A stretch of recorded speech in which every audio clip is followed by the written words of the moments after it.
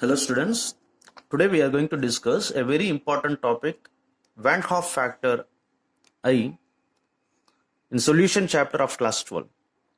We know that the colligative properties such as relative lowering of vapor pressure, elevation of boiling point, depression of freezing point, osmotic pressure, all these colligative properties depends on the quantity of the solute particles, that is the number of solute particles in solution, and independent on the nature of the solute particles. And all these relationships, all these equations obtained for all these colligative properties holds good only when the solute particle never undergoes any change.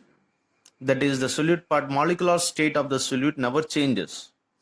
Whereas in some cases where the solute particles undergoes association in solution or dissociation in solution. In such cases, when you calculate the colligative properties, you will get abnormal results. What does it mean?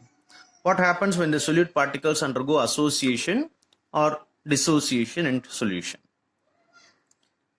So first, association.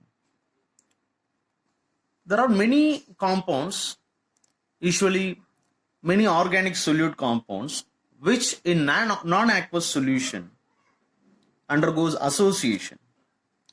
That means when two or more molecules of the solute particles associate to form a bigger molecule. That is, example, acetic acid in benzene.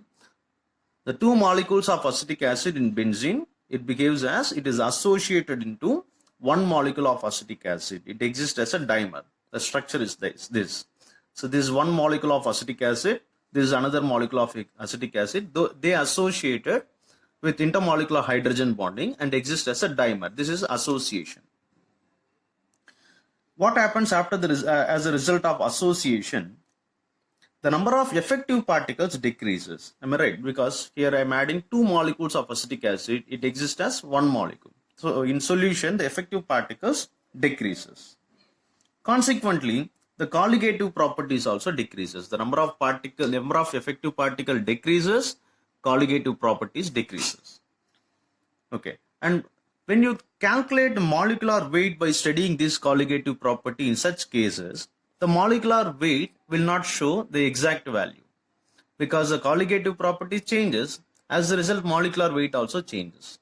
The colligative property is inversely proportional to molecular weight. You can see here all colligative properties inversely proportional to molecular weight.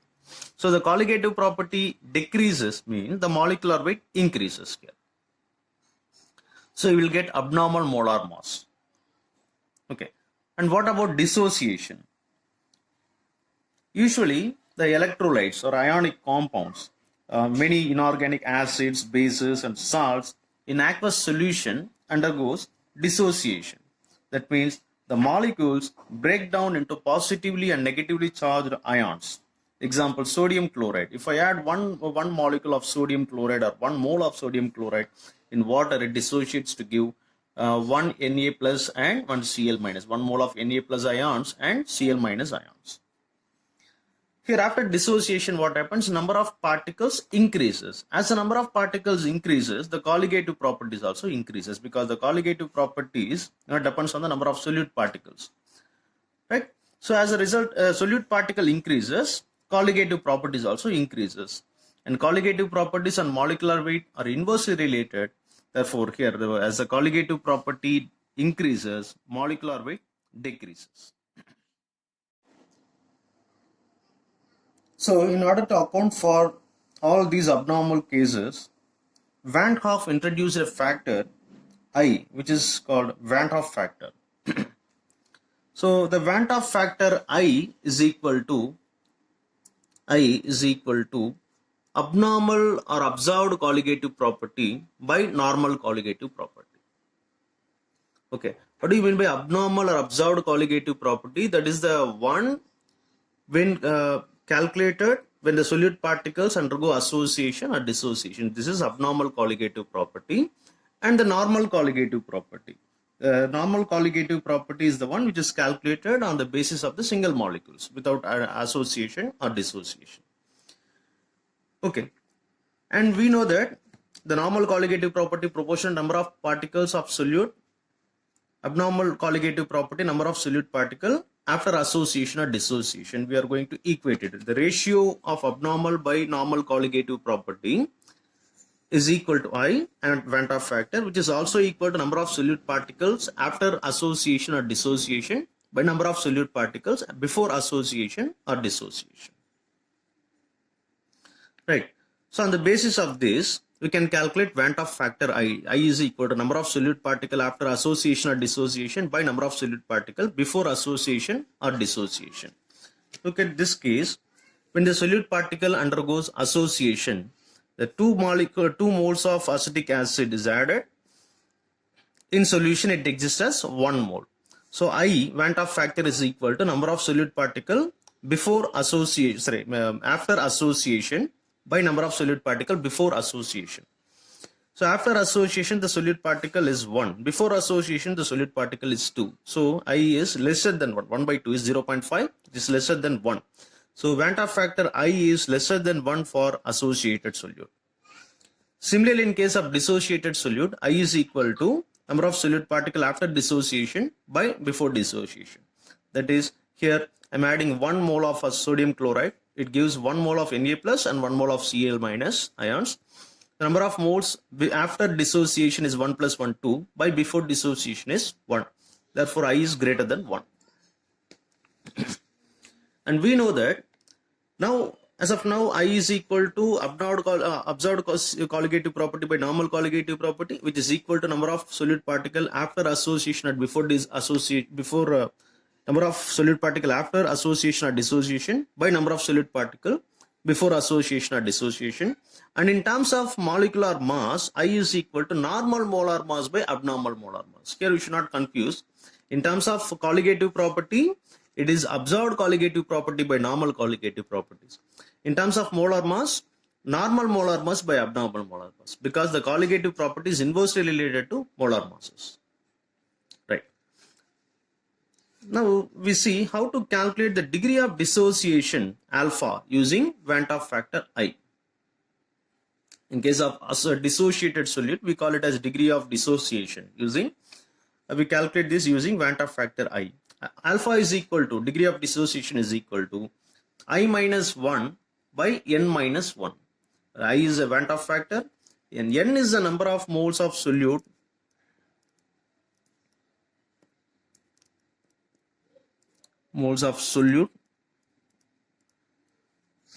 I is number of moles of solute after dissociation. So if we take calcium chloride, it becomes Ca2 plus 2Cl minus. The number of moles of solute particles after dissociation is N equal to 3 here. And how will you calculate degree of association using I? So here, when the solute particle undergo association, at degree of association, we used to say alpha is degree of association, alpha is equal to I minus 1 by 1 minus 1 by N. So for dissociated solute, the degree of dissociation alpha is equal to I minus 1 by 1 minus N, and we know that I is equal to normal molar mass by abnormal molar mass, and if you substitute here and simplify, we'll get alpha is equal to normal molar mass minus abnormal molar mass by abnormal molar mass into N minus 1.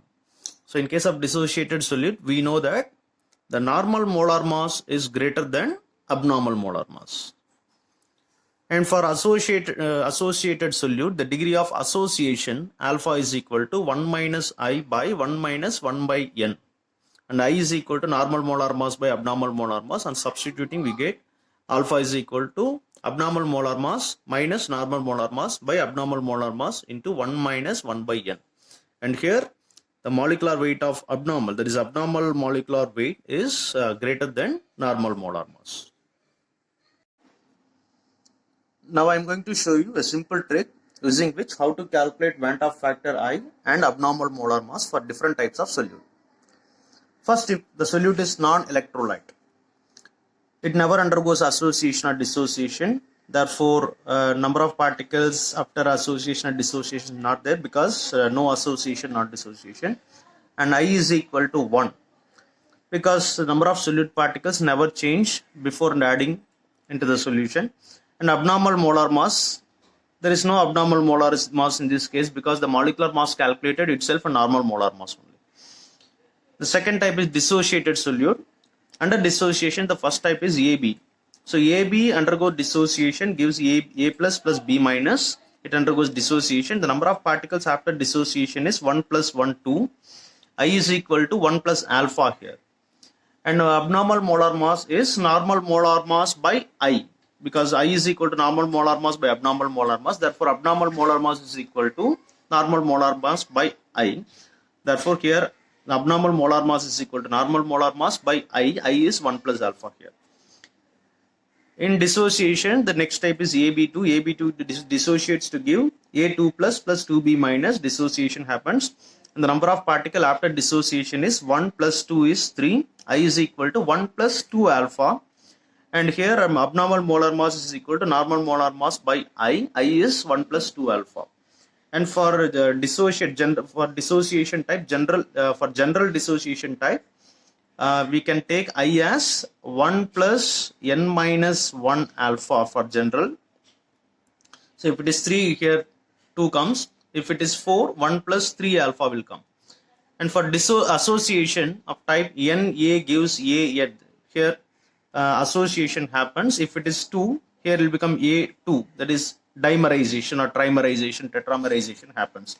It undergoes association. The number of particles after association is 1 by n, and I is 1 minus 1 minus 1 by n into alpha, and abnormal molar mass is normal molar mass by I. So I is this, so you can substitute here. So using this table, you can solve many questions which relates to Vant factor and molecular weight calculation. Thank you.